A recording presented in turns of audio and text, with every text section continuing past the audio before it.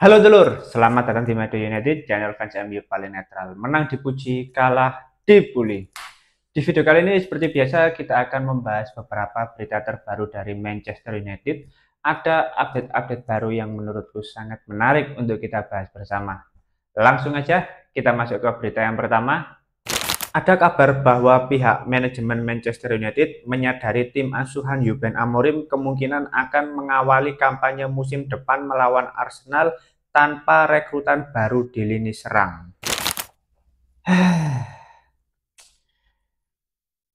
Isu sudah banyak, rumor sudah sering dikaitkan, kok malah akan memulai musim baru tanpa seorang striker yang lebih berpengalaman.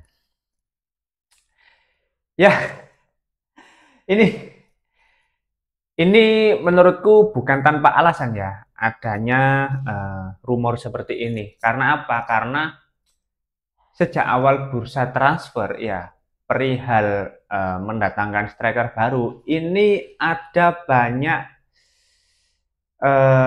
opsi yang saling berseberangan antara pelatih dengan jajaran di manajemen. Teman-teman kalau masih ingat ketertarikan terkait Liam Delap, ini kan karena Jason Wilcox itu sangat mengagumi pemain ini. Nah, karena Jason Wilcox juga sudah sangat memahami kualitas pemain-pemain yang ada di Inggris, makanya dia sangat menyarankan dan menginginkan untuk mendatangkan Liam Delap. Tapi pada akhirnya Liam Delap beralih ke Chelsea. Lalu Ruben Amorim sebagai pelatih Manchester United, ini prioritas utama kalau mau mendatangkan striker, ya Victor Gyökeres. Karena sudah terbukti Ruben Amorim mampu menemukan performa terbaik dari Victor Gyökeres dengan puluhan gol bersama Sporting Lisbon. Tapi pada akhirnya negosiasi sangat sulit dan Victor Gyökeres hanya ingin bermain bersama klub yang tampil di kompetisi Champions League. Pada akhirnya Gyökeres merapat ke Arsenal. Lalu ada opsi lain, yaitu dari Christopher Vivell yang sangat mengenal Benjamin Sesko. Dan Christopher Vivell lah yang sampai saat ini membantu membukakan jalan bagi Sesko untuk tampil di klub papan atas. Karena pada tahun 2023 ketika Vivell masih menjabat tim rekrutmen di RB Leipzig, dia menemukan bakat yang sangat potensial dari Sesko saat masih berusia 15 tahun. Maka dari itu, Vivell sangat menginginkan Sesko untuk bergabung ke Manchester United karena ada relasi juga dan RB Leipzig terbuka di harga 60 juta pound sterling untuk menjual Benjamin Sesko. Tapi di luar hal itu semua, ya pihak manajemen masih mempertimbangkan lebih jauh. Karena apa? Karena tuntutan harga dari mendatangkan seorang striker dan gaji yang akan diberikan masih terasa tinggi. Lalu di luar ketertarikan yang semakin banyak, ya terutama Benjamin Sesko, pada akhirnya Ruben Amorim menganggap bahwasannya membeli pemain yang sudah terbukti di Premier League itu lebih penting dibandingkan membeli pemain lain yang dirasa masih sebatas potensial. Berkaca dari pembelian Matheus Cunha dan Bryan Mbeumo yang sudah terbukti di EPL dan tampil secara konsisten, Ruben Amorim melihat nama-nama seperti Oli Watkins, bahkan Nicholas Jackson ini lebih realistis dan bisa mendongkrak performa dari Manchester United dibandingkan pemain yang tampil dengan klub di luar EPL. Nah, semakin banyaknya pandangan terkait striker yang harus didatangkan, ini semakin mempersulit manajemen untuk memutuskan. Mungkin karena banyaknya opsi dan karena banyaknya pandangan itu tadi, lalu kesulitan secara finansial, perihal harga dari striker-striker yang tersedia di bursa transfer, pada akhirnya pihak manajemen memutuskan untuk tidak mendatangkan striker baru.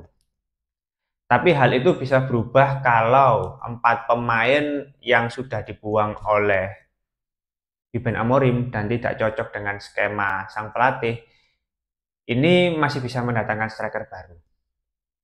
Karena ya kalaupun kayak Benjamin Sesko 60 juta pound sterling dengan sistem pembayaran 3 kali cicilan, tentu nggak terlalu besar. Lalu ada Oli Watkins yang bisa memberikan dampak instan, meskipun secara usia sudah 29 tahun ya. Tapi kalau teman-teman lihat ya, Ineos ini kan fokus proyeknya itu jangka panjang. Dan dia sudah mendatangkan Enzo Cannabiyik, lalu ada Sido Obi juga. Nah, ini kan pemain-pemain dengan proyeksi jangka panjang. Kalau misalkan seperti itu, kenapa nggak sekarang didatangkan dulu Oli Watkins? Ya, main untuk 2 musim sampai 3 musim, sampai pemain-pemain muda ini lebih matang secara jam terbang, secara pengalaman, secara mental. Nah, baru nanti dimasukkan ke dalam tim utama. Itu menurutku lebih masuk akal dibandingkan membeli pemain yang di luar IPL tapi secara kualitas belum bisa beradaptasi dengan cepat dengan intensitas Premier League. Tapi ya kalau kayak Benjamin Sesko yang Christopher Vivel sudah benar-benar sangat mengenal pemain ini dan bisa dikatakan konsisten juga di setiap musimnya, ya nggak masalah. Itu keputusan manajemen. Tapi besar harapan dari kita semua sebagai fans ya, jangan sampai nggak beli striker baru gitu loh. Maksudku, meskipun preseason ini tidak bisa menjadi tolak ukur performa para pemain untuk melihat kualitas musim depan, tapi ya ayolah, masa Rasmus Højlund jadi tulang punggung striker lagi gitu loh. Terus kalau Joshua Zirkzee menurutku masih ada harapan, tapi dia bukan tipikal pemain yang bisa selalu tampil menjadi starter di setiap pertandingan. Maka dari itu tetap harus mendatangkan striker baru. Kalau nggak ada striker baru, ya oke lah. Mbeumo, Cunha ini bisa dijadikan striker. Tapi kan tetap butuh amunisi baru. Dan Ruben Amorim sudah mengatakan setidaknya perlu mendatangkan 2 pemain lagi. Karena kalau kita ingat di bursa transfer Januari ini kan banyak posisi yang harus diperbarui. Ruben Amorim sudah memperbarui posisi wingback kiri. Terus untuk back tengah sudah ada Aiden Heaven. Sekarang ada gelandang serang kiri Matheus Cunha dan di gelandang serang kanan ada Bryan Mbeumo. Otomatis untuk striker belum ada striker baru yang sesuai dengan keinginan Amorim. Maka dari itu tetap harus mendatangkan striker baru siapapun pemainnya, asal jangan menggantungkan kepada seorang Rasmus Højlund. Itu nggak bisa teman-teman, asli nggak bisa. Oke, kita masuk ke berita yang terakhir. Manchester United sangat dekat untuk mencapai kesepakatan dengan Javi Guerra. Pemain tersebut selalu menginginkan proyek olahraga yang bagus untuk karirnya.